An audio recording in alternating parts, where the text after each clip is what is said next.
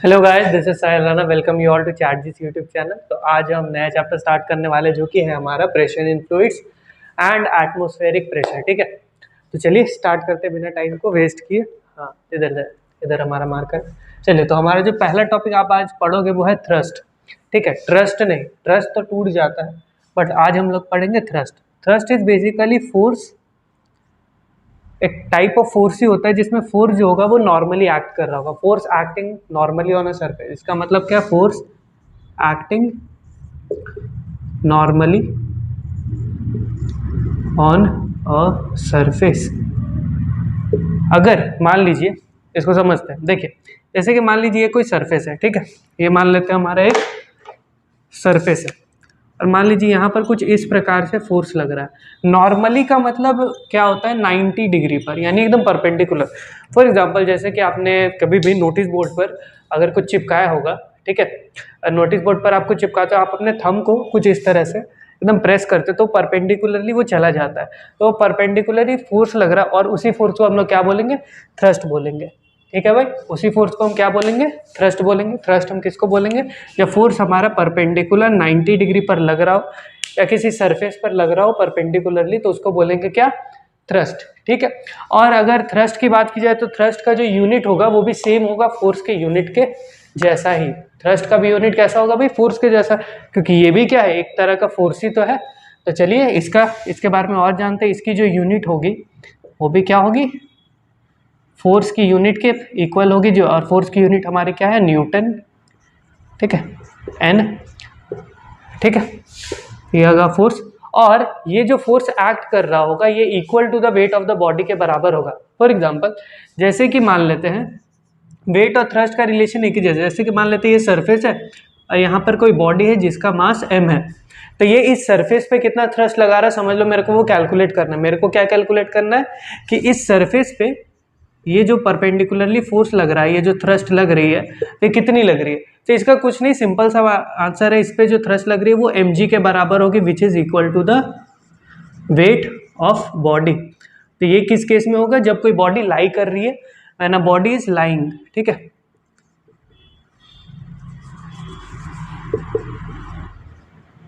ठीक है, जब कोई बॉडी किसी सरफेस पर लेटी हुई है, आप अपने बेड पे लेटे हुए हैं, तो आप बेड पर क्या थ्रस्ट लगा रहे हो? आपके mg के बराबर।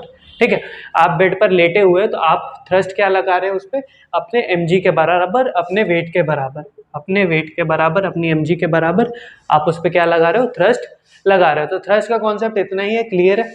और भी यूनिट्स होते हैं थ्रस्ट के, जैसे कि किसी थ्रस्ट को हम लोग अदर यूनिट्स जैसे कि kgf में भी हम लोग कैलकुलेट करते हैं, kgf में या फिर gf में। ठीक है, gf, चलो देखो kgf का मतलब, अगर हम लोग 1 kgf की बात करें, किसकी बात करें? 1 kgf की, तो 1 kgf हमारा कितना न्यूटन के बराबर होता है? 9.8 न्यूटन के बराबर होता है। और 1 gf जो होता है ये हमारा 980 डाइन के बराबर होता है। ठीक है, डाइन हमारा सीजीएस यूनिट ऑफ फोर्स है। तो डाइन और फोर्स के बीच में रिलेशन पता है ना, कि जो 1 न्यूटन होता है वो 10⁵ डाइन के बराबर होता है, और एक जीएफ जो है वो 980 डाइन के बराबर होती है। ठीक है, इतना चीज़ हो गया। चलिए आगे बढ़ते हैं नेक्स्ट टॉपिक की तरफ। तो इसको जल्दी से साफ कर लिया जाए।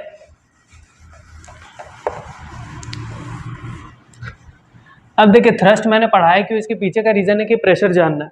ठीक है, तो थ्रस्ट को तो जान लिया। Thrust is basically what? The perpendicular force और the normal force acting on a surface is known as thrust. अब जो पढ़ेंगे वो पढ़ेंगे हम लोग प्रेशर। क्या पढ़ेंगे हम लोग?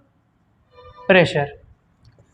प्रेशर क्या होता है? एक यूनिट फोर्स एक्टिंग ऑन ये एरिया, यानी कि थ्रस्ट जो है वो किसी यूनिट एरिया पर लग रही है। जो थ्रस्ट है वो किसी यूनिट एरिया पर लग रहा होगा।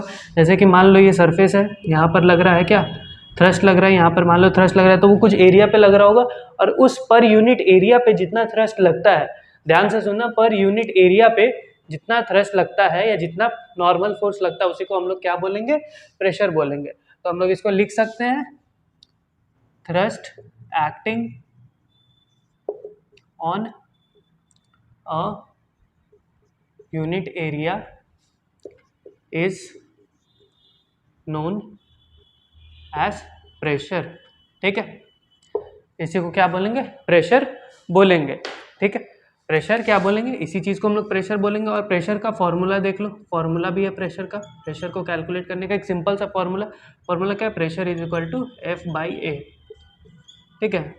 और अगर वर्ड्स में लिखोगे तो P is equal to thrust acting on surface, ठीक है, बाय एरिया, नहीं यूनिट एरिया। अब देखो, अब इसकी यूनिट भी निकालो, SI यूनिट ऑफ T, ठीक है। अब इसके क्या निकालेंगे, यूनिट निकालेंगे। यूनिट कैसे निकालते थे, जहाँ जो इसका फॉर्मूला है, जो फॉर्मूला में जो टर्म्स है उसकी यूनिट लिख दो, इसकी भी यूनिट लग जाएगी। तो प्रेशर क्या है हमारा, फोर्स अपॉन एरिया के बराबर। फोर्स की यूनिट होती है न्यूटन, ठीक है, पूरा लिख देते हैं न्यूटन, और एरिया की यूनिट होती है मीटर स्क्वायर, ठीक है। तो न्यूटन पर मीटर स्क्वायर इस तरह से भी आप लिखो, और Nm-2 इस तरह से भी लिखो, क्योंकि अगर किसी पे पावर माइनस होती है, नेगेटिव में कुछ भी होता है, तो वो क्या हो जाता है, रेसिप्रोकल हो जाता है। पढ़ा होगा तुम लोगों ने एक्सपोनेंट्स में, ठीक है, बचपन में पढ़ा होगा, 7 में 6 में कभी ना कभी, ठीक है। तो इतनी चीज़ें जान ली प्रेशर के बारे में। अब ठीक है, प्रेशर के बारे में जान लिया क्या, कि इसकी यूनिट जो होती है न्यूटन पर मीटर स्क्वायर होती है। और अगर इसी को अगर थोड़ा बहुत चेंज करेंगे, अगर हम लोग KGF वगैरह में लाएंगे, तो इसके और भी यूनिट्स हो सकते हैं। अगर मान लो तुमने फोर्स जो है KGF की यूनिट में लिया, और एरिया जो है वो सेंटीमीटर स्क्वायर की यूनिट में लिया, तब जो तुम्हारा यूनिट निकल के आएगा किसका, प्रेशर का, तब जो प्रेशर की यूनिट निकल के आएगी वो क्या होगा, KGF सेंटीमीटर -2, ठीक है। KGF पर सेंटीमीटर स्क्वायर भी हो सकता है इसकी यूनिट, और GF पर सेंटीमीटर स्क्वायर भी हो सकती है इसकी यूनिट, ठीक है। और अगर डाइन में करोगे तो डाइन पर सेंटीमीटर स्क्वायर भी हो सकती है यूनिट, ठीक है। डाइन पर, ये तो लग गया सेंटीमीटर स्क्वायर। और इसको दूसरे तरीके से लिखोगे तो डाइन लिखना सिंपली, और CM -2 लिख देना, ठीक है। तो इतनी सारी यूनिट्स है, आपको देख लेना। अगर प्रेशर की यूनिट को पहचानने का सिंपल तरीका, अगर तुमको फोर्स की यूनिट दिख जाए और नीचे में एरिया एरिया की यूनिट दिख जाए, मतलब किसी भी लेंथ का स्क्वायर, सेंटीमीटर में भी लेंथ हो सकता है, मीटर में भी लेंथ हो सकता है, इसका स्क्वायर दिख जाए, तो मतलब समझ जाना कि बात कहाँ पे क्या हो रही है, प्रेशर की बात हो रही है। इतना सब ठीक है, यहाँ तक सही है। चलिए, अब किन किन चीज़ों पे प्रेशर डिपेंड करता है, ठीक है। अब हम जानेंगे प्रेशर किन किन चीज़ों पे मेजरली किन किन चीज़ों पे डिपेंड करता है। तो प्रेशर जो है, प्रेशर का फॉर्मूला तो ये रहा, pressure is equal to force upon area. तो देखिए, यहाँ पर प्रेशर को अगर ध्यान से देखोगे, तो अगर हम लोग फोर्स बढ़ाते हैं, या सिंपली थ्रस्ट को अगर हम लोग बढ़ाते हैं, पूरा लिखते हैं THRUST नहीं, THRUST, ठीक है, वो वाला टूट जाता है, ये वाला लगता है, ठीक है। तो थ्रस्ट को अगर हम लोग बढ़ाते हैं तो प्रेशर जो होगा ये इंक्रीज करेगा, ठीक है। अगर हम लोग थ्रस्ट को घटाते हैं, अगर हम लोग कम थ्रस्ट लगाए, कम फोर्स लगाए, तो भी हमारा प्रेशर क्या होगा, घट जाएगा। ये तो थ्रस्ट के साथ रिलेशन। अब देखो, पहला चीज़ क्या है, थ्रस्ट के साथ किस तरह से बिहेव करता है प्रेशर। सेकंड चीज़ क्या है, अब एरिया के साथ किस तरह से बिहेव करता है, एरिया के साथ। तो यहाँ पर देखोगे कि प्रेशर अगर ये तो इनवर्सली उल्टा है ना भाई, इस तरफ क्या है, उल्टा है, तो इसका क्या मतलब है, इनवर्सली प्रोपोर्शनल जैसा। ये किस तरह से बिहेव कर रहा था, डायरेक्टली प्रोपोर्शनल जैसा, डायरेक्टली प्रोपोर्शनल जैसा। ये किस तरह से बिहेव कर रहा है, इनवर्सली प्रोपोर्शनल जैसा। तो ये जो इनवर्सली प्रोपोर्शनल एरिया जो होगा वो कैसा होगा, कि प्रेशर को अगर बढ़ाना है तो एरिया को कम करना पड़ेगा। कभी कभी एग्जाम्स में क्वेश्चन पूछता है, इफ थ्रस्ट इज कांस्टेंट, अगर मान लो थ्रस्ट कॉन्स्टेंटली लग रहा है, तो आप प्रेशर को कैसे घटाओगे या कैसे बढ़ाओगे। तो अगर आपको प्रेशर को बढ़ाना हो, और अगर आपका यहाँ पर अगर आप थ्रस्ट को कांस्टेंट मान रहे हो, यानी थ्रस्ट को अगर फिक्स कर दिया, ठीक है, थ्रस्ट को हमने फिक्स कर दिया कि हाँ इतना न्यूटन का थ्रस्ट लग रहा है, इतना न्यूटन का फोर्स लग रहा है, तो प्रेशर को बढ़ाने के लिए आपको एरिया को क्या करना पड़ेगा, घटाना पड़ेगा। और अगर प्रेशर को अगर आपको घटाना है, थ्रस्ट लग रहा है कुछ भी, तो आप क्या करोगे, एरिया, सरफेस एरिया को बढ़ा देंगे। तो यही काम कर सकते हैं, ठीक है। और इन चीज़ों पे ही डिपेंड भी करता है, ये दोनों चीज़ें एक ही साथ क्लियर हो गई कि आपके बुक्स में अलग अलग करके दी हुई कि मतलब प्रेशर किन किन चीज़ों पे डिपेंड करता है, और दूसरी चीज़ें इसको कैसे घटाएंगे या कैसे बढ़ाएंगे। तो ये दोनों साथ साथ यहीं पे कवर अप हो गया। क्या करना है, कैसे घटाना है। अगर थ्रस्ट बढ़ रहा है तो प्रेशर को हम लोग, अगर प्रेशर थ्रस्ट बढ़ाएंगे तो ऑटोमेटिकली प्रेशर बढ़ेगा, थ्रस्ट को घटाएंगे तो ऑटोमेटिकली प्रेशर घटेगा, ठीक है। और अगर मान लीजिए थ्रस्ट को हमने कांस्टेंट रख दिया, थ्रस्ट फिक्स कर दिया कि हाँ फलना न्यूटन का ये लग रहा है तो एरिया क्या हो जाएगा, सॉरी, तो एरिया को घटाएंगे तो प्रेशर बढ़ जाएगा, एरिया को बढ़ाएंगे तो प्रेशर घट जाएगा। क्लियर है, इन्वर्सली प्रोपोर्शनल है। इसी पे बहुत सारे क्वेश्चन होते हैं कि जो नाइफ होती है, जो नई, अगर आपने चाकू खरीदा होगा तो जो एकदम नई नई नाइफ होती है वो बढ़िया से काटती है, ठीक है, ठीक है, बढ़िया से काटती है, लेकिन जो पुरानी नाइफ होती है वो उतने बढ़िया से नहीं काट पाती है, वो मतलब ब्लंट नाइफ जिसको बोलते हैं, तो वो उतने बढ़िया से क्यों नहीं काट पाते, क्योंकि जो उसकी एज होती है ना, उसका एरिया बहुत ज़्यादा कम है। तो अगर आप कोई भी थ्रस्ट एक सर्टेन फोर्स अगर आप हाथ से लगा रहे हो और एरिया बहुत कम है तो प्रेशर क्या होगा, वो फल होगा, जो भी होगा उसको आप बढ़िया से काट सकते हो, ठीक है। तो इन चीज़ों पे डिपेंड करता है। उसके साथ साथ और भी क्वेश्चंस आते हैं कि जैसे कि एक मतलब क्वेश्चन आता है सीबीएसई में, जनरली तो पूछा ही जाता है स्टैंडर्ड 9 में, कि अगर मान लो जो स्कूल बैग होता है उसकी जो स्ट्रैप्स होती है वो चौड़ी क्यों होती है, why the straps of the school bag have wider, और why don't we use a parachute rope on that case, हम लोग पैराशूट रोप क्यों नहीं यूज कर सकते उसके केस में। यानी कि अगर मान लो आपके बैग में जो आप स्ट्रैप यूज करते हो जिसमें कुशन्ड होती है, उसके जगह आपको एक रस्सी दे दी जाए, एकदम मजबूत सी पैराशूट वाली रस्सी, तो क्या होगा, यहाँ पे एकदम निशानी पड़ जाएगा, दाग हो जाएगा, क्योंकि क्या है, एरिया बहुत ज़्यादा कम है ना, उसकी एरिया कम है तो आपके शोल्डर्स पे प्रेशर बहुत ज़्यादा फील होगा, ठीक है। और वेट तो भाई, और जो थ्रस्ट तो वही है, बैक का जो वेट है वही हमारा थ्रस्ट कंधे पे लगेगा, और वो एक तो पहले एक तो यहाँ शोल्डर छिलेगा वो तो अलग, ऊपर से दर्द भी होगा, ठीक है। इसीलिए नहीं दिया जाता, यही रीज़न है, इसलिए वो मतलब पतला नहीं दिया जाता, इसलिए उसको वाइड किया जाता है। और बैग अगर नया होता है, जैसे कि अगर हम नया बैग खरीदते तो उसका कुशन काफ़ी सॉफ्ट होता है, but use wear and tear के कारण लॉन्ग टर्म में 2-3 साल बाद वो उतना कंफर्टेबल, वो बैग भी आपको उतना कंफर्टेबल फील नहीं होगा, क्योंकि क्या हो, वो सिकुड़ जाता है धुलते वुलते यूज़ करते करते, ठीक है। चलिए आगे बढ़ते हैं, अब आगे के टॉपिक्स पे आते हैं। होप आप लोगों ने नोट कर लिया होगा। अब इतना चीज़ है, चलो एक क्वेश्चन भी कर लो, चलो एक क्वेश्चन करते हैं। मान लेते हैं एक ब्रिक है, ये सेलिना के बुक में एक क्वेश्चन है, सेलिना, ठीक है, ये जैसा ब्रिक होता है, ब्रिक क्यूबॉइड के फॉर्म में होता है।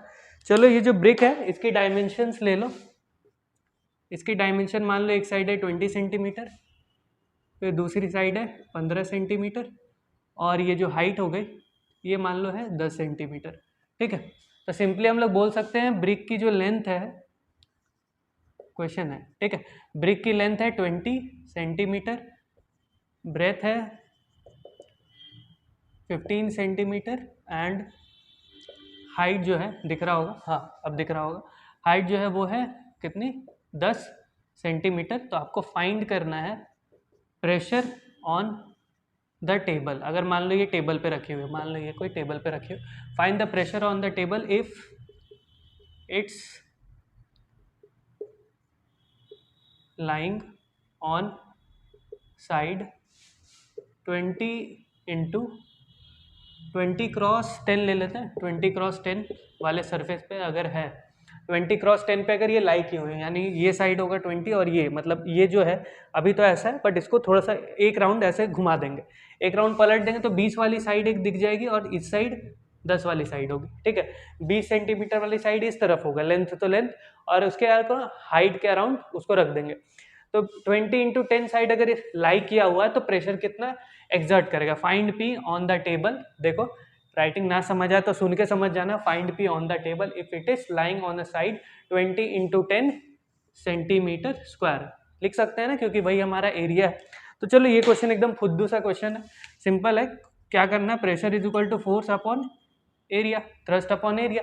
तो थ्रस्ट हमारा क्या होगा, इतना, थ्रस्ट हमारा क्या होगा, पहले हमको इसका ये पता करना, ये तो मैंने बताया नहीं, चलो छोड़ो, वेट हम बता देते हैं। वेट मान लो इसका है 4 kgf, ठीक है, kgf मूवी, ठीक, तो 4 kgf है, तो 4 kgf लिख देना, ठीक है, और डिवाइड बाय एरिया कितना है हमारा 20x10, तो 20x10 का स्क्वायर, 20x10 ये हो जाएगा हमारा सेंटीमीटर स्क्वायर, ठीक है। एरिया वाइज क्या होगा 20x10 सेंटीमीटर स्क्वायर, तो 4 डिवाइडेड बाय ये हो जाएगा 200, यहाँ पे kgf यूनिट निकल के आएगा, kgf सेंटीमीटर -2, ठीक है, पर सेंटीमीटर स्क्वायर। और इसको फिर सॉल्व कर लेना, तो ये हो जाएगा हमारा, एक तो हो जाएगा 2/100, हम लोग बोल सकते हैं 2/100 kgf सेंटीमीटर। थोड़ा सा और प्रोसीड करेंगे आगे तो ये हो जाएगा 0.02 ठीक है, kgf सेंटीमीटर पर सेंटीमीटर स्क्वायर। ठीक है, तो ये आ जाएगा हमारा आंसर। तुम लोग को मेरा वीडियो अगर स्लो लगता हो कि ये आराम आराम से बताते हैं या मेरे को स्लो लग रहा है, तो यू कैन स्विच टू 1.25 और 1.5, 1.25 या 1.5 पे देख लो वीडियोस, मज़ा आएगा उसमें, ज़्यादा मज़ा आएगा। ठीक है, क्योंकि हम तो एक तो बहुत काफ़ी आराम आराम से बोल रहे हैं, और अगर तुम्हारी अंडरस्टैंडिंग बहुत बढ़िया है, तुम अगर तेज बच्चे हो, तुम अगर फोड़ू बच्चे हो, वो सामने जो एकदम बेंच के सामने बैठ के नोट्स बनाता रहता है, घिसू बच्चे हो, तो तुम क्या करो, मेरी वीडियोस को थोड़ा फास्ट देख लो, थोड़ा फास्ट देखोगे ज़्यादा बढ़िया से समझ आएगा, क्योंकि फास्ट फास्ट बोलूँगा समझ भी क्लियरली आएगा। और ऐसे तो ये तो नॉर्मल स्पीड पे है, बट ठीक है, बहुत ज़्यादा फास्ट नहीं करना। अब जैसे कि मान लो एग्जाम का दिन आया, अब एक दिन पहले एग्जाम देने जा रहे हो, अब एक दिन पहले ही देख रहे हो, अरे मतलब 2x पे तो वैसे भी कुछ समझ नहीं आता, मोस्टली वीडियो नहीं समझ आती 2x पे। ठीक है, तो अब ये हो गया कि आप, तो अगर ऐसा है, अब 2x 3x का ऑप्शन दिया होता है, अब तुम लोग क्या करोगे कि साल भर कुछ पढ़ा नहीं और हम लोग 12x पे देख रहे हैं वीडियो, तो वैसा थोड़ी, जो भी नॉलेज जाने का एक सर्टेन स्पीड होता है, एक सर्टेन कुछ होता है कि उसी स्पीड से आप नॉलेज गेन करोगे, उसी स्पीड से आप समझते हो। कुछ लोग वो जल्दी, कुछ लोगों की स्पीड थोड़ी बढ़ी है, ज़्यादा होती है, कुछ लोगों की कम होती है, तो उस अकॉर्डिंग एडजस्ट कर सकते हो। बट को एकदम से बहुत ज़्यादा रैपिड स्पीड भी करोगे तो तुम कितने भी तेज हो तुमको नहीं समझ आने वाला है, तुम कितने भी तेजू बच्चे हो तुमको नहीं समझ आएगा। ठीक है, क्लियर हो गया। अब चलिए, अब एक और चीज़ पे आते हैं, जो कि क्वेश्चन पूछा जाता है, डिफाइन 1 पास्कल। डिफाइन 1 पास्कल एक क्वेश्चन है।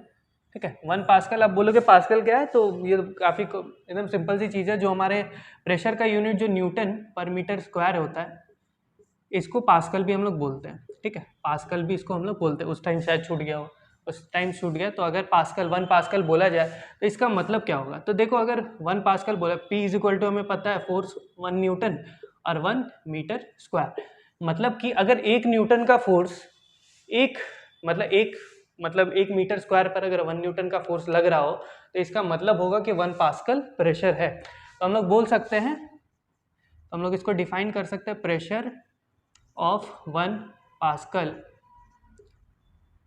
में be defined as the force of 1 newton acting on a surface of 1 metre square. इस तरह से आप लोग लिख सकते हो कि 1 न्यूटन का फोर्स लगता है, 1 न्यूटन का फोर्स लगता है, या फिर फोर्स की जगह थ्रस्ट भी लिख देना, फोर्स और थ्रस्ट दोनों में से जो लगे लिख देना।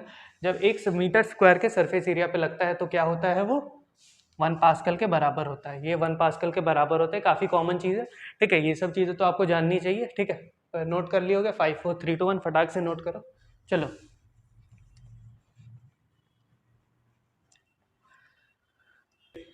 अब जो हमारा टॉपिक है वो है अदर यूनिट्स ऑफ प्रेशर। यानी अब तक तो जनरली हम लोग क्या पढ़ रहे थे, अब तक हमने एसआई यूनिट कवर कर लिया। ठीक है, एसआई यूनिट को कवर कर लिया था, और उसके बाद मैंने क्या कवर किया था, एसआई और सीजीएस को तो कवर हमने कर लिया था, SI CGS unit of pressure को तो कवर कर लिया था। अब कुछ और यूनिट्स है जो हमारे डेली लाइफ में यूज होते हैं। ठीक है, एक हमारा होता है बार, एक होता है बार, BAR, क्लब वाला नहीं, क्लब वाला नहीं, क्लब वाला बार अलग है, ये वाला बार अलग है, ये है प्रेशर वाला बार। तो कहा जाता है कि जो आपका 1 बार, इसका रिलेशन देख लो कि 1 बार अगर प्रेशर है, तो 1 बार अगर प्रेशर है तो इसको बताएंगे कि ये आपका बराबर होगा 10 पे 5 न्यूटन पर मीटर स्क्वायर के, और सिंपली यू कैन से 10 पे पावर 5 पास्कल के। ठीक है, 1 बार प्रेशर किसने के बराबर होगा, 10 to the power 5 newton metre square के, या 10 पे पावर 5 पास्कल के। और ये दोनों जो हमारा क्या है, ये है हमारा ऐसा यूनिट है, ये हमारा क्या है, ऐसा यूनिट है, ये दोनों क्या है, हमारा ऐसा यूनिट है। और एक और चीज़ है, अगर ये इतने के बराबर है तो इसका रिलेशन दूसरे यूनिट्स के साथ भी निकाल ही लोगे। ठीक है, इसका रिलेशन दूसरे यूनिट्स के साथ भी निकालो। अब ये जो 1 बार है, इसके भी कुछ सब यूनिट है, इसका सब यूनिट जो आपको यूज में आएगा, इसका एक सब यूनिट होता है, इसका एक सब यूनिट होता है जिसको हम लोग बोलते हैं मिली बार, मिली भगत, मिली बार। ठीक है, मिली भगत होती है ना, उसी तरह से याद रखना मिली बार, मिली बार में मिली, सॉरी मिली बार है। ठीक है, बार में कोई नहीं मिल रहा है, तो मिली बार होता है, तो इसको हम लोग डिनोट करते हैं 1 m। ठीक है, पूरा ही लिख दो यार, पूरा ही लिखा जाता है जहाँ तक मेरे को याद है। तो 1 मिली बार जो होता है वो 10⁻³ बार के बराबर होता है, 10⁻³ बार के बराबर होता है। और अगर इसको सॉल्व करेंगे, अगर इसको इस टर्म में लेके आएंगे, ऐसा यूनिट के टर्म में लेके आएंगे, तो जो हमारा 1 मिली बार जो होता है वो 10⁻³ बार के बराबर होता है।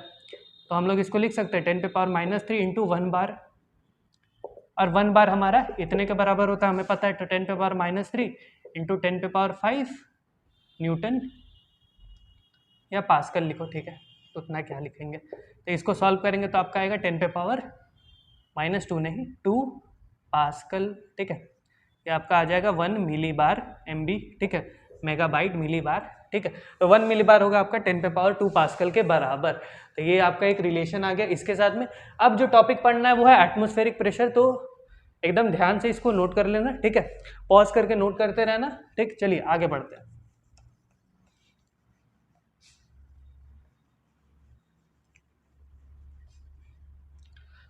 देखो अब जो टर्म है, अब जो हमारा टर्म है वो है एटमॉस्फेरिक प्रेशर, ठीक है। अब जो हमें पढ़ना है वो है एटमॉस्फेरिक प्रेशर। कि एटमॉस्फेरिक प्रेशर होता क्या है। एटमॉस्फेरिक प्रेशर जो होता है ये basically simply is nothing but pressure exerted by the atmosphere. Atmosphere जो हमारे ऊपर प्रेशर एक्सर्ट करता है उसी को हम लोग क्या बोलेंगे, ये बोलेंगे, ठीक है। चलो तो प्रेशर लिख लो इसको, pressure exerted by the atmosphere is known as atmospheric pressure. Okay, समझ आ गया। चलिए तो इसको क्या बोलेंगे हम लोग, एटमॉस्फेरिक प्रेशर बोलेंगे, और इसको हम लोग डिनोट करते हैं ATM से, ठीक है। इसको हम डिनोट करते हैं 1 ATM, ठीक है, 1 ATM। और ये 1 ATM होता क्या है, it is basically height of, ये होता है हमारा हाइट ऑफ मर्क्यूरी कॉलम, ठीक है, हाइट ऑफ मर्क्यूरी कॉलम। यानी मर्क्यूरी कॉलम जो जानते हो, मर्क्यूरी कॉलम नहीं जानते, देखो एटमॉस्फेरिक प्रेशर को मेजर करने के लिए एक डिवाइस होता है जिसका नाम है हमारा बैरोमीटर। क्या है, बैरोमीटर, ठीक है। अब ये जो बैरोमीटर होता है इसकी हेल्प से हम लोग क्या मेजर करते हैं, एटमॉस्फेरिक प्रेशर। तो बैरोमीटर में होता है मर्क्यूरी। मर्क्यूरी आप जानते हो, मर्क्यूरी एक एलिमेंट होता है जो कि मेटल तो है बट वो लिक्विड फॉर्म में है। तो जैसे कि बैरोमीटर में जो हाइट होता है मर्क्यूरी कॉलम का 1 ATM, मतलब कि height of the mercury column, ये height of the mercury column के बराबर होगा। और यहाँ पे 1 ATM जो होता है हमारा वो basically 0.76 metre of mercury column, ठीक है, मीटर ऑफ HG लिखना ज़्यादा बेटर है, इसको साफ किया जाए, HG कॉलम, ठीक है। ये क्या होगा, वो 0.76 मीटर। 76 मीटर का मतलब क्या हो गया कि अगर मान लो ये मरकरी कॉलम है पूरा, ठीक है, तो अगर मान लो ये पूरा कॉलम है और इसमें मरकरी की हाइट अगर 76 सेंटीमीटर के ऊपर चली गई, यानी 76 सेंटीमीटर पे आ गई, तो इसका मतलब हो गया कि 1 ATM हमारा प्रेशर हो गया, 1 ATM प्रेशर हो गया। अब ये 1 ATM प्रेशर को रिलेट नहीं कर पा रहे हो ना कि ये कितना होगा, तो जब ऐसा यूनिट से रिलेट करेंगे तो पता चल जाएगा कि वो ऐसा यूनिट के अकॉर्डिंगली कितना होता है। तो देखो 1 ATM जो हमारा होता है वो एग्जैक्टली 1.013 इंटू 10⁵ पास्कल के बराबर होता है, ठीक है, 1.013 इंटू 10⁵ पास्कल। कहीं कहीं जगह पे इसको 10⁵ पास्कल एकदम एग्जैक्टली भी बोला जाता है, बट एक्चुअली में ये इतना है, ठीक है। और या फिर इसको 1 ATM को ये भी बोल सकते हो, ये भी बोल सकते हो, ठीक है। और एक और यूनिट होता है एटमॉस्फेरिक प्रेशर को मेजर करने का, जो कि हमारा होता है टॉर। देख लो क्या है, टॉर, टोरा है, टोरा, ठीक है, टोरा है बंदे का, ठीक। तो टॉर जो होता है, टॉर को अगर करेंगे तो ये आपका 760, ये 760 के बराबर होता है, ठीक है। तो 760 टॉर जो होगा वो हमारा 1 ATM के बराबर होगा। 1 ATM is equal to 760 torr, ठीक। टॉर भी हमारा यूनिट होता है प्रेशर को मेजर करने का, एटमॉस्फेरिक प्रेशर को मेजर करने का। तो इतनी चीजें एटमॉस्फेरिक प्रेशर के बारे में फिर से रिवाइज कर लेते हैं। तो ये बेसिक एटमॉस्फेरिक प्रेशर होता है क्या, pressure exerted by atmosphere is known as atmospheric pressure. Atmospheric pressure is measured by a device, barometer it is what, the device. ये क्या होता है हमारा, डिवाइस होता है विच मेजर्स, ठीक है, विच मेजर्स एटमॉस्फेरिक प्रेशर जो कि होता है बैरोमीटर, ठीक है। और 1 ATM ये मेजर किस में देता है हमको 76, जब 76 सेंटीमीटर इसका मरकरी ऊपर उठ जाता है तो उसको बोल देते हैं कि 1 ATM प्रेशर हो गया, 1 ATM प्रेशर हो गया, जो कि हमारा height of mercury column which is 0.76 metre of HG column, और या फिर 76 सेंटीमीटर ऑफ HG कॉलम, इसको ये भी वही बात है 76 सेंटीमीटर बोलो या फिर 0.76 मीटर बोलो, एक ही चीज़ है, ठीक है। और 1 ATM को पास्कल में अगर लेके आएंगे तो 1.013 इंटू 10⁵ पास्कल, और पास्कल को एक और चीज़ बोलते हैं विच इज़ न्यूटन पर metre square, which is generally used as SI unit. तो ये SI यूनिट के बराबर, तो ये हमारा SI यूनिट के टर्म्स में भी आ गया। तो बहुत हद तक आप ये रिलेट कर पा रहे होगे कि जो हमारा 1 बार था, साइड में देखना 1 बार जो था वो भी हमारा 10⁵ पास्कल के बराबर था, PA, ठीक है, 10⁵ पास्कल के बराबर था। तो हम लोग बोल सकते हैं कि 1 ATM और 1 बार जो होगा काफ़ी हद तक सिमिलर होगा, थोड़ा बहुत वेरिएशन होगा जो कि है 0.13 का, ठीक। और एक और यूनिट होता है जो जिसमें हम लोग एटमॉस्फेरिक प्रेशर को मेजर करते हैं, वो है हमारा टॉर्क। तो जो हमारा 1 ATM होता है वो 760 टॉर्क के बराबर होता है। 1 ATM जो होता है वो कितने के बराबर होता है 760 टॉर्क के बराबर। कितने के बराबर 760। ये कितना होता है 1.013 इंटू 10⁵ पास्कल और न्यूटन पर मीटर स्क्वायर। क्लियर है ये सारी चीजें, ठीक है, इतनी सारी चीजें एटमॉस्फेरिक प्रेशर के बारे में। चलिए इसको साफ किया जाए।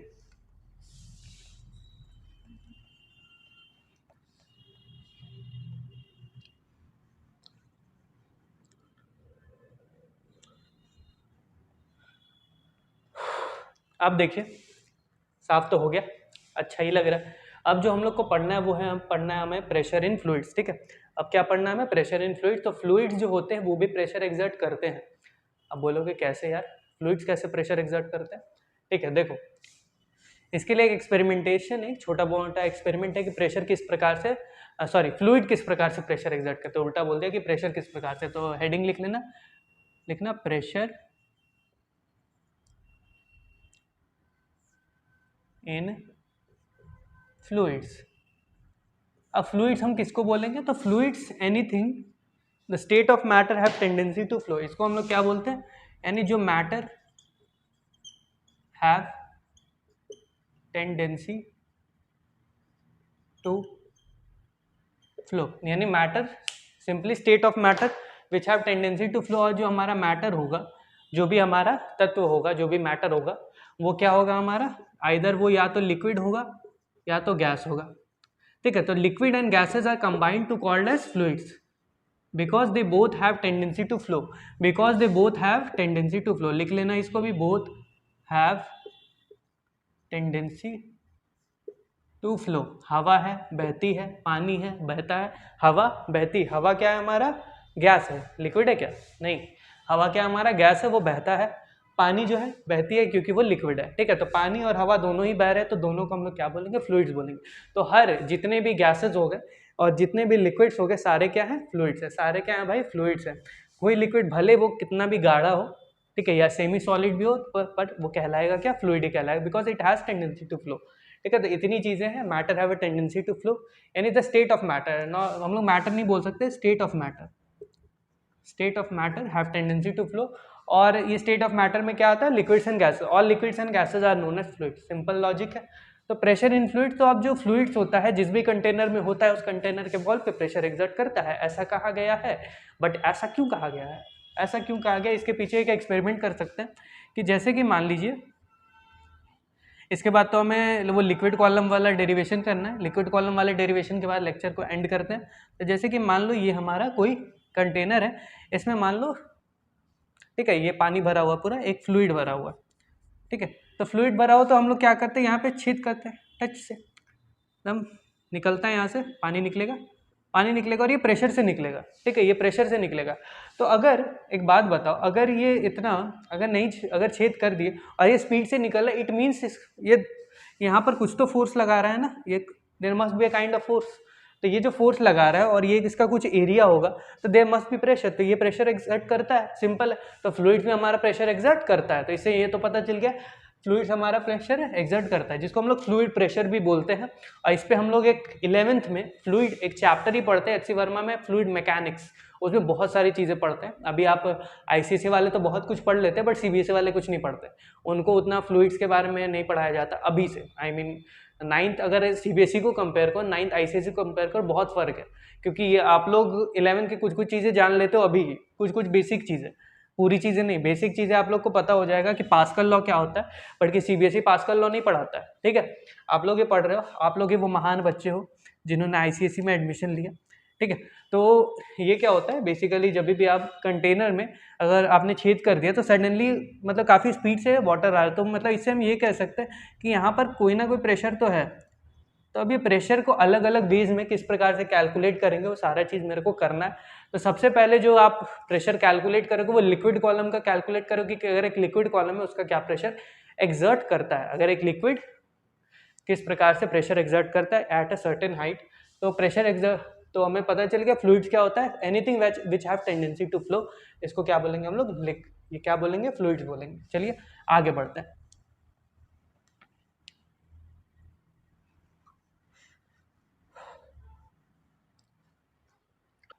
अब जो पढ़ना है वो है pressure due to liquid column. ठीक है, pressure due to liquid column बोलोगे ये क्या है, लिक्विड कॉलम के द्वारा। तो आपके बुक में सिंपली दिया हुआ है कि जैसे कि मान लो ये हमारा यहाँ पर एक कोई लिक्विड है, ठीक है, ठीक, यहाँ पर एक मतलब एक लिक्विड है जिसकी डेंसिटी दी गई है कि इसकी जो डेंसिटी है ये रो है, rho is the density of liquid. ये क्या है, density of liquid, rho is what, the density of liquid. तो जैसे कि मान लेते हैं यहाँ पर हमारा एक कोई ऑब्जेक्ट है, ठीक है, और ये ऊपर से अगर देखा जाए तो h हाइट नीचे तक, ऊपर से लेकर h क्या है बेसिकली डेप्थ, ये क्या है हमारा डेप्थ ऑफ लिक्विड, ये क्या है हमारा डेप्थ ऑफ लिक्विड। अब मान लेते हैं इसकी जो, इसको नाम दे देते हैं PQ AB, ठीक है, PQ और AB नाम दे देते। तो PQ लेट हमारा PQ भी जो है वो हमारा एरिया है, PQ क्या है हमारा एरिया। ठीक है, अब जैसे लिक्विड कॉलम, ये अगर लिक्विड कॉलम अगर गया है h डेप्थ नीचे, तो इस पर कितना प्रेशर लग रहा होगा, सिंपली इस पूरे पर कितना प्रेशर लग रहा होगा वो सारा प्रेशर हमको कैलकुलेट करना है। ये जो चीज़ है ये तो सिंपल सी चीज़ है, ये काफ़ी इजी होगा आपको करने में। देखो अगर हमको प्रेशर कैलकुलेट करना है, ठीक है, अगर if we need to find pressure, यही वाला pressure, pressure due to liquid column, ठीक है, इसको हम लोग लिख लेते हैं P लिक्विड कॉलम। ठीक है, pressure due to liquid column क्या होगा, इसके लिए हमें क्या चाहिए, इसके लिए सबसे पहले तो हमें चाहिए थ्रस्ट और अपॉन एरिया। एरिया तो हमारे पास गिवन है कि जो PQ का जो एरिया ऑफ क्रॉस सेक्शन है वो है, तो एरिया का तो कोई सीन ही नहीं, तो एरिया तो मेरे को पता है। अब एरिया पता है तो हमें क्या पता करना है, थ्रस्ट पता करना है। और थ्रस्ट हमें पता है, थ्रस्ट क्या होता है, वेट ऑफ ऑब्जेक्ट, जो कि क्या होता है, वेट ऑफ ऑब्जेक्ट। वेट मतलब सिंपली वेट मतलब मास इनटू ग्रेविटी, mg, ये तो ध्यान में आ जाना चाहिए। वेट मतलब क्या होता है, mg होता है, वेट हमारा क्या होता है mg के बराबर। तो ये जो फोर्स ये जो लग रहा होगा, इस पे क्या लग रहा होगा, थ्रस्ट कितने के बराबर होगा, mg के बराबर। तो अब इसका तो हमको कुछ पता नहीं है, इसका कुछ अता पता नहीं है। चलो वॉल्यूम इसका तो कुछ होगा, वॉल्यूम तो होगा कुछ इसका, तो वॉल्यूम होता है कुछ, एरिया होता है। ठीक है, अब देखो थ्रस्ट को अलग से कैलकुलेट करते हैं, THRUST, ठीक है, थ्रस्ट को हम लोग कैलकुलेट करते हैं। तो थ्रस्ट अगर कैलकुलेट करोगे तो ये होता है मास इंटू जी, m इंटू जी। अब m तो दिया हुआ नहीं है, m तो अभी गिवन नहीं, और हम लोग कुछ ले भी नहीं सकते, क्योंकि हमको ये जो आता है, ये जो एट द एंड आता है वो h रो g के बराबर आता है, विच इज h जो हमारा हाइट है, रो हमारा डेंसिटी ऑफ लिक्विड, और g तो वही पता है एक्सिलरेशन ड्यू टू ग्रेविटी। ये क्या है हमारा acceleration due to gravity which is 9.8, या simply force due to acceleration due to gravity. ठीक है, सही है। चलिए अब थ्रस्ट निकालते हैं। मास को हम लोग क्या बोल सकते हैं, अब मास तो गिवन नहीं है, तो हमें पता है density is equal to mass by volume होता है। ठीक है, density is equal to mass by volume होता है। तो हम लोग क्या करेंगे, यहाँ पे लिख लेंगे density into volume will be the mass and G, और इसको मल्टीप्लाई कर देंगे जी से। डेंसिटी का तो डेंसिटी ठीक है, जी का तो जी ठीक है। वॉल्यूम का क्या करें, वॉल्यूम क्या करेंगे, ए है, ए तो हमें पता है ना, एरिया। और एरिया, और ये ऊपर से इतने हाइट पर है, एरिया तो ये वाला है जिस पे लग रहा है, और ऊपर से इतना हाइट, तो हम लोग लिख सकते हैं एरिया इंटू हाइट लिख सकते हैं। किसको? वॉल्यूम को। यहाँ पे लिख लेना volume is equal to area into height. ठीक है। अब बोलोगे ये कैसे आया? अरे सिंपल सा चीज़ है, जब भी मान लो किसी सिलेंडर का या किसी क्यूब का जब एरिया वॉल्यूम निकालता है तो उसका एक साइड का एरिया निकालते हैं और उसके एडजेसेंट जो हाइट होता है हमारा, ये जो एडजेसेंट हाइट होगा उसको मल्टीप्लाई करते हैं तो पूरा वॉल्यूम आ जाता है। तो इसमें भी वही करेंगे, एरिया और हाइट को क्या कर देंगे? मल्टीप्लाई कर देंगे। तो हमारा ये एट द एंड क्या आ जाएगा? ए एच रो जी, जो कि क्या आएगा? हमारा थ्रस्ट आएगा। ये क्या आ जाएगा? हमारा थ्रस्ट आएगा। थ्रस्ट हमें पता चल गया। एरिया तो हमें पता ही है जो कि दिया हुआ है। ठीक है। तो therefore pressure on liquid column will be what? Thrust by area. तो थ्रस्ट हमारा A h rho g divided by क्या होगा? ए। तो ये दोनों ने एक दूसरे को मार दिया, तो ये क्या हो जाएगा? एच रो जी।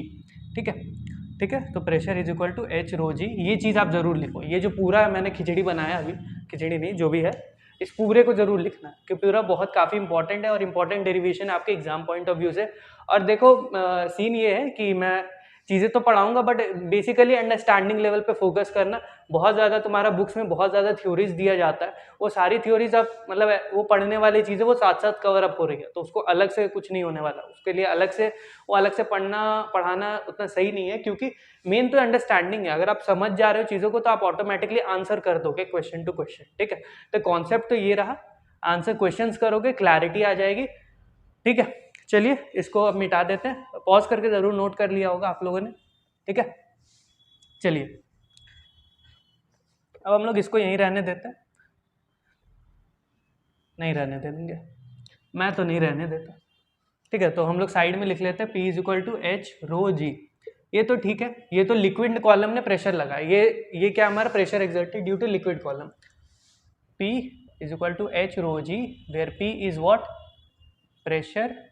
लिख लेंगे pressure exerted due to liquid column ने ये प्रेशर लगा। अब क्या करना, ये जो प्रेशर है हमारा एच रो जी है। अब अगर मान लो किसी ने बोल दिया कि अब इसी का टोटल प्रेशर फाइंड आउट करो, अब इसी का क्या करेंगे? Total pressure. पी टोटल क्या होगा इसका? तो पी टोटल कुछ नहीं होगा, P not plus H rho जी होगा। तो पी टोटल कुछ नहीं है, P not plus H rho जी। अब बोलोगे ये पी नॉट क्या है? पी नॉट क्या है? P not basically P not है हमारा एटमॉस्फेरिक प्रेशर। ये क्या है हमारा? Atmospheric pressure. पी नॉट क्या है हमारा? Atmospheric pressure. ये चीज समझ आ गया होगा। ठीक है। देख लो सिंपल सा चीज है। अगर पी नॉर्मल, ये लिक्विड कॉलम का प्रेशर तो कैलकुलेट हो गया, लिक्विड कॉलम का प्रेशर कैलकुलेट हो गया। अब जो होगा एटमॉस्फेरिक प्रेशर यानी पी टोटल, एटमॉस्फेरिक प्रेशर का सम, यानी इस पर भी कुछ ऊपर से एटमॉस्फेरिक प्रेशर लग रहा है और ये लिक्विड तो इस पर प्रेशर लगा ही रहा है, तो दोनों का सम मिला के क्या होगा? P not plus H rho G. ठीक है। अब एक टॉपिक आता है, क्या था टॉपिक? हाँ, अब ये एक टॉपिक है कि प्रेशर जो है लिक्विड कॉलम का जो प्रेशर वो किन किन चीज़ों पे डिपेंड करता है। तो सिंपल है कि अगर आप जितना ज़्यादा डेप्थ पे लेके जाओगे, अगर आप डेप्थ इंक्रीज करोगे ऑब्जेक्ट का, उसको जितना ज़्यादा लिक्विड में लेके जाओगे, उसकी डेप्थ इंक्रीज करोगे, तो उस पर जो प्रेशर है वो बढ़ता जाएगा। जितना ज़्यादा डेप्थ उतना ज़्यादा प्रेशर, क्योंकि क्या है? डायरेक्टली प्रोपोर्शनल, यहीं से देखने जा रहा है। उसके बाद अगर आप डेंसिटी ऑफ लिक्विड इंक्रीज हुआ, अगर मान लीजिए आपका जो रो जो है अगर ये बहुत ज़्यादा हुआ, ये मछली जैसा लग रहा है।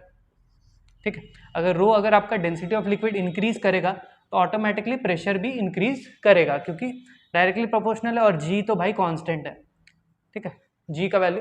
लेकिन हाँ, अगर आप कहीं और लेके जाओगे, कहीं और जी की वैल्यू कुछ और बता दोगे, ठीक है, मून पे लेके जाओगे तो जी की वैल्यू कुछ और होगी, कहीं और पे लेके जाओगे तो जी की वैल्यू कुछ और होगी। ठीक है। तो ये जो होगा, ये अगर ये जगह टू जगह डिपेंड करता है। तो मेन आप क्या कर सकते हो? बढ़ाने के लिए यही दो काम कर सकते हो। अब इतना फुद्दू सा काम के लिए तो मून पे नहीं जाओगे ना, इतना फुद्दू सा काम के लिए तो मून पे नहीं जाओगे। तो क्या करना है? डेप्थ को बढ़ाने के लिए प्रेशर को बढ़ाना है, और प्रेशर को बढ़ाना, और प्रेशर को अगर और बढ़ाना है तो डेंसिटी ऑफ लिक्विड बढ़ा देना। ये सारी चीज़ें हैं। ठीक है। और यहाँ पर लेक्चर 1 को क्या करते हैं? लेक्चर 1 को एंड करते हैं। मिलते हैं आपसे अगले वीडियो में, तब तक के लिए जय हिंद।